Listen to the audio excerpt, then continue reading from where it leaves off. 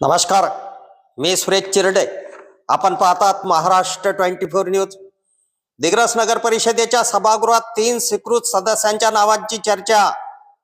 शिंदेच्या शिवसेनेकडून आदिल नागपुरे व संजय कुकडी यांच्या नावाची चर्चा, तर ठाकरेंच्या शिवसेनेकडून रवींद्र आरगळे यांच्या नावाची चर्चा. 12 जानेवारी रोजी उपाध्यक्ष व स्वीकृत सदस्यांची होणार निवड. 12 जानेवारी 2026 रोजी दिग्रस नगर परिषदेच्या उपाध्यक्ष व स्वीकृत सदस्यांची निवड होणार आहे.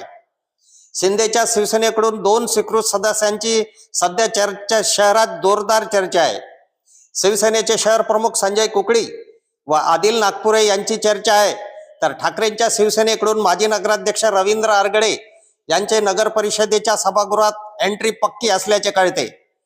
अध्यक्ष व 25 नगरसेवक असे 26 लोकप्रतिनिधी नगर परिषदेच्या सभागृहात दिसणार आहे. दोनही पक्षाकडून सध्याच्या घडीला गुप्तता पाळण्यात येत आहे. मात्र 9 जानेवारी रोजी स्वीकृत सदस्यासह उपाध्यक्ष पदाचे कोण उमेदवार राहील हे सुद्धा समजणार आहे. आमच्या पुढील बातम्याचे अपडेट पाहण्याकरिता आताच आमच्या चॅनलला सबस्क्राईब करा व बेल आयकॉनवरती क्लिक करा. धन्यवाद.